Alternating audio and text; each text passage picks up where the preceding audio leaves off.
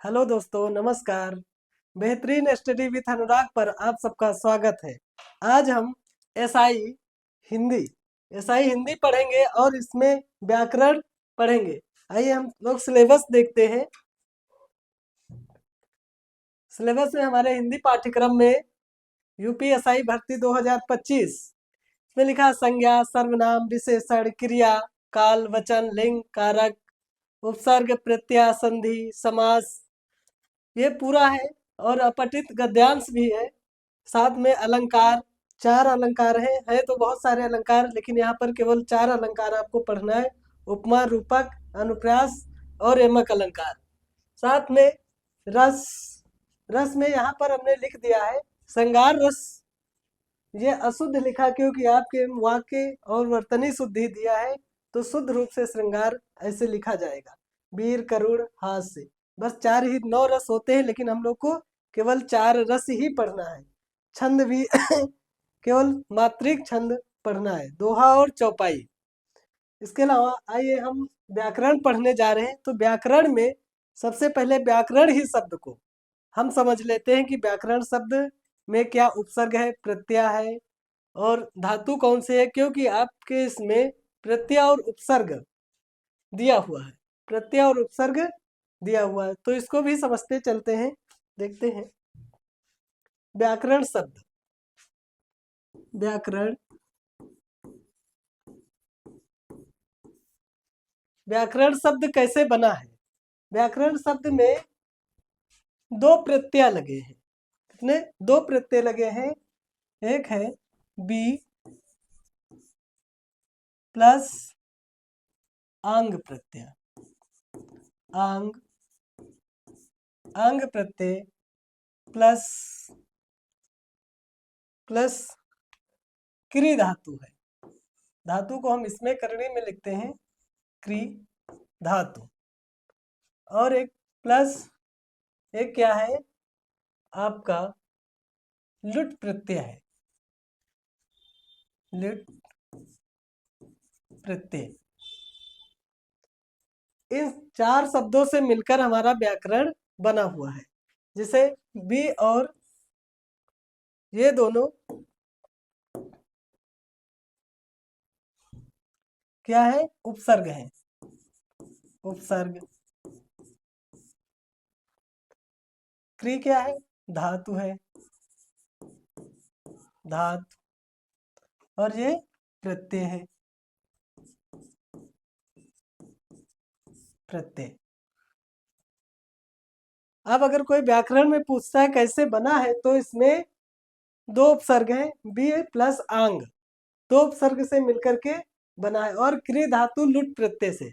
अच्छा, व्याकरण शब्द इतने अक्षर से मिलकर बनेगा कैसे? इसको हम लोग देखते हैं। बी बी को यहाँ लिखते हैं, बी उपसर्ग पहले।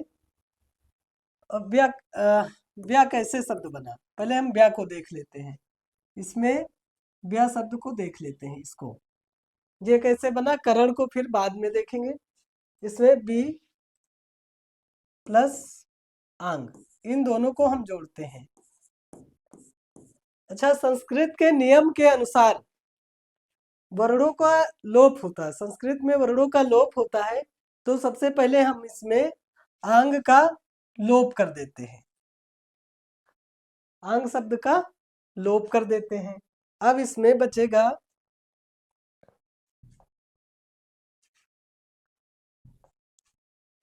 आंग का लोप करेंगे तो इसमें बचेगा बी प्लस आ। ये 2 शब्द बचेंगे। जब अंग का लोप करेंगे इस वर्ण का, तो क्या बचेगा? यहाँ पर आ बचेगा। अब इन दोनों को जोड़ेंगे तब ये हमारा व्या बनेगा। अच्छा, इसको जोड़ेंगे कैसे? यहाँ पर यड़ संधि का नियम लगा है। अभी हम लोग को संधि भी पढ़ना अपने सिलेबस में है, तो हम लोग संधि का नियम लगाते हैं। यहाँ पर यड़ संधि का नियम लगेगा, तो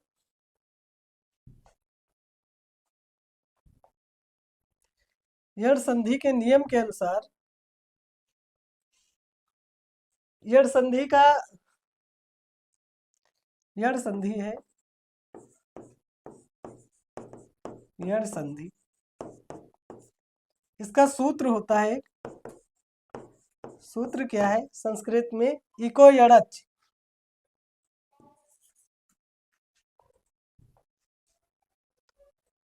इको इको यणच।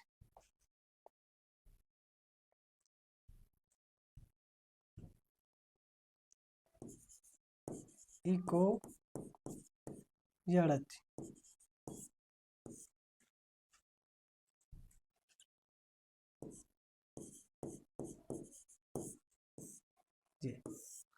इस सूत्र के नियम से हम इन दोनों को जोड़ेंगे। अच्छा, इको यणच मीन्स होता है, क्या होता है यहाँ पर लिखेंगे, ई का क्या होता है, या।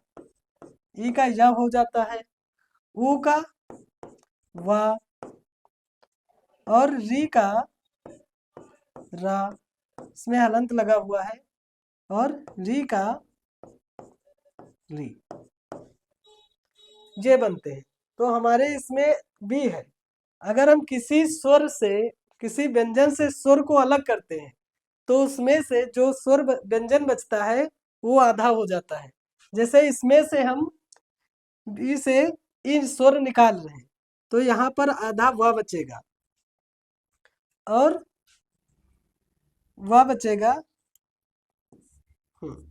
ये आधा व प्लस इसमें का ई, ई निकाल लिया, आधा व और ई, इधर क्या है हमारा आ है,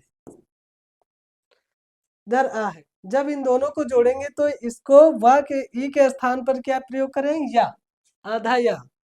तो या में हम प्लस करेंगे, व में व, ई के स्थान पर क्या प्लस करेंगे, या, आधा या, आधा या करेंगे।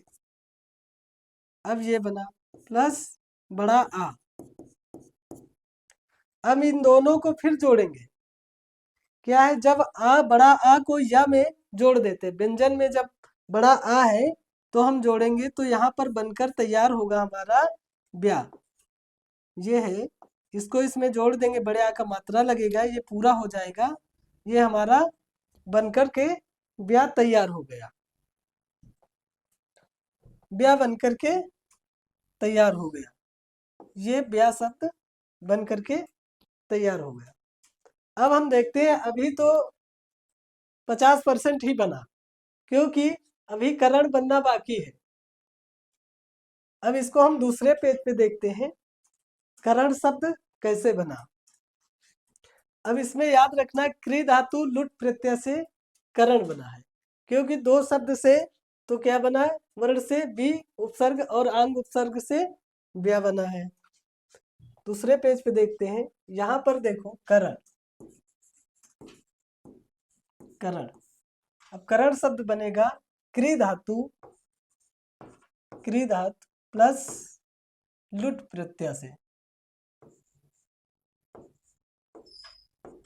लुट प्रत्यय से। अच्छा, संस्कृत में अभी बताया था हमने कि जो है वर्णों का लोप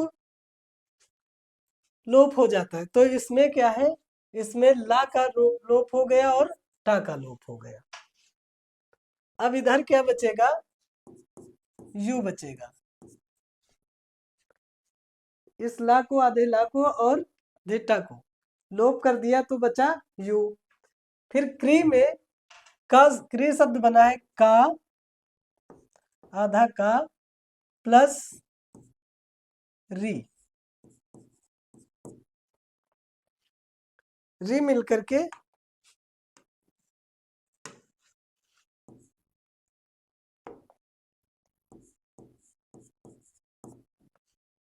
ये शब्द बना है। अच्छा, ये जो है, अब इसमें गुण संधि का नियम लगेगा। क्या लगेगा, गुण संधि का नियम। री में गुण संधि का क्या नियम होता है, गुण संधि। अभी हम लोग संधि जब पढ़ेंगे तो इसको अच्छे से समझेंगे, जब संधि पढ़ेंगे तो अच्छे से समझेंगे। इसमें इसका सूत्र होता है सूत्र आदि गुणा आदि गुणा। इस सूत्र का है आदि गुणा। इसमें क्या होता है, ई का क्या होता है, ई का हो जाता है ए, ऊ का ओ, री का अर और री का अल। जी, ये बनकर तैयार होते हैं। तो इसमें री के स्थान पर क्या करेंगे, का हो, जैसे ये का हमारा क्रय है तो आधा का बचा है यहाँ पर, तो हम लोग क्या करते हैं,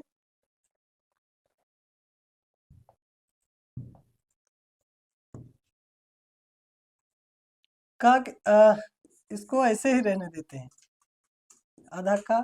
इसके स्थान पर क्या कर लेते हैं, क्या है, री के स्थान पर अर है तो हम क्या करेंगे अर, ये हलंत लगा आधा रहा है, उसके बाद प्लस यू जोड़ेंगे। अच्छा, यू में कहते हैं कि जो है यू के स्थान पर भी चेंज होगा। एक सूत्र है संस्कृत में योर नाको, संस्कृत में एक सूत्र है योर नाको, योर नाको। इस सूत्र के अनुसार, इसको अच्छा यहाँ पे ना रख करके यहाँ लिख लेते हैं, इधर लिखते हैं योर नाको। संस्कृत में इस सूत्र के अनुसार क्या हो जाता है, यू के स्थान पर, यू के स्थान पर अन और ऊ के स्थान पर अगर ये शब्द आता है तो इसके स्थान पर अक हो जाता है। इस सूत्र के अनुसार,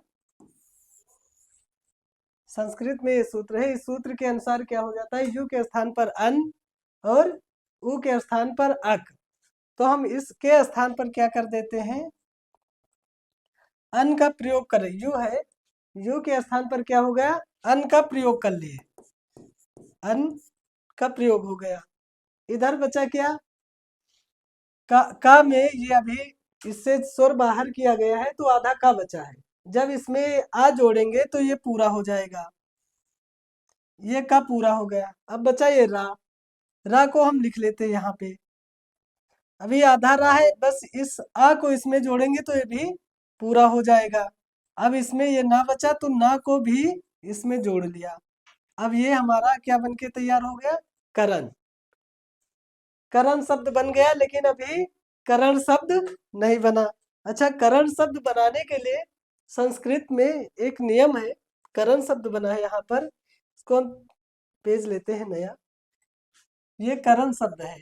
करण शब्द बन के तैयार हुआ, मतलब 95% हमारा बन गया है, 1% बचा है। तो संस्कृत में एक सूत्र है रसाभ्याम नाड़ा समान पदे। इस सूत्र के अनुसार संस्कृत में सूत्र है, क्या है, रसाभ्याम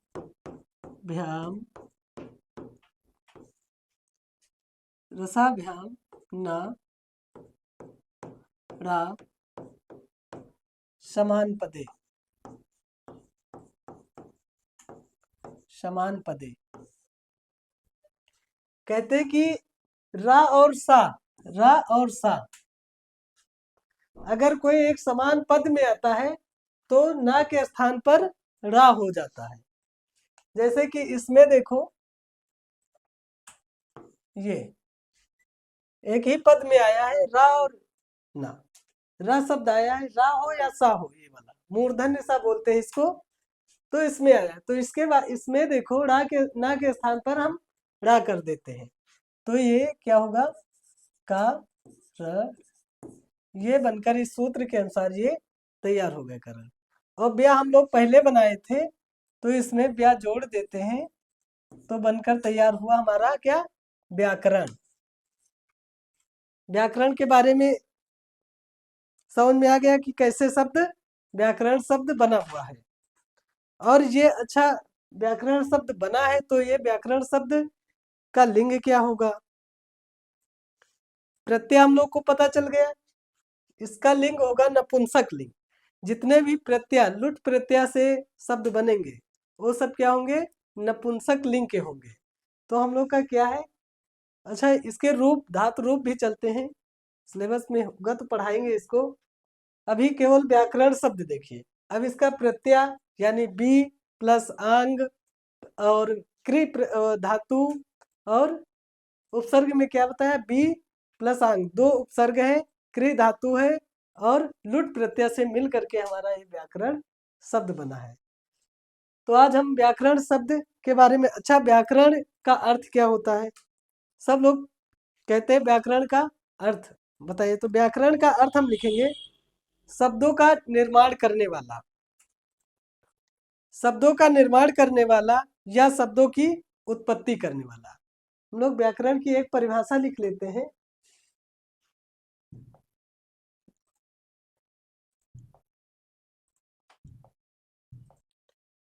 व्याकरण की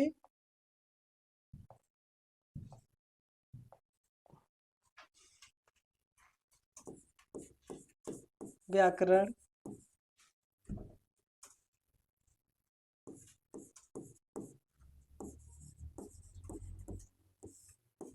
की परिभाषा, व्याकरण की परिभाषा, व्याकरण की परिभाषा होती है शब्दों का निर्माण करने वाला। क्या लिखते हैं, शब्दों का निर्माण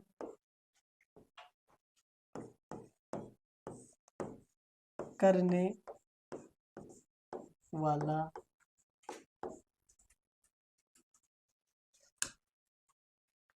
करने वाला या शब्दों की उत्पत्ति करने वाला, या शब्दों की उत्पत्ति करने वाला,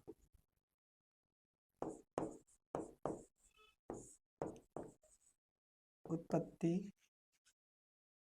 करने वाला। ये हम परिभाषा देखें। इसके बाद दूसरी परिभाषा अर्थात क्या होता है, दूसरे में शब्द, व्याकरण वह शास्त्र है जिसके द्वारा शब्दों को क्या करते हैं, विशुद्ध ज्ञान प्राप्त होता है। व्याकरण वह शास्त्र है, दूसरी लिख लेते हैं, व्याकरण वह शास्त्र है जिसके द्वारा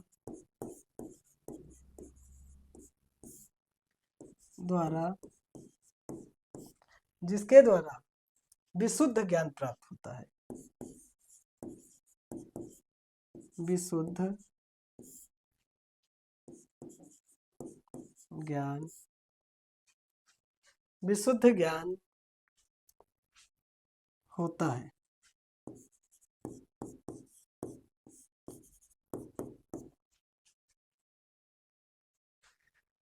व्याकरण शब्द कैसे बना, उसकी परिभाषा है क्या है, व्याकरण के बारे में कैसे समझा, आप सबको उम्मीद करते हैं कि व्याकरण शब्द कैसे बना इसके बारे में समझ में आ गया होगा। अब हम चलते हैं अपने सिलेबस पर। हमारा सिलेबस है संज्ञा, हिंदी व्याकरण, व्याकरण शब्द समझ में आ गया होगा सबको, हिंदी व्याकरण। अब सबसे पहले हम संज्ञा पढ़ेंगे। संज्ञा को हम कल देखेंगे, संज्ञा की उत्पत्ति कैसे हुई, संज्ञा शब्द कैसे बना है, संज्ञा की परिभाषा क्या है, सब अलग अलग भाषा व्याकरण व्याकरण भाषाविद के अनुसार देखेंगे। और इसमें इसके भाग कितने हुए हैं, जितनी भी संज्ञाएं हैं सबको कल हम देखेंगे। दोस्तों अब हम कल मिलते हैं। आप सबको नमस्कार, बहुत बहुत धन्यवाद।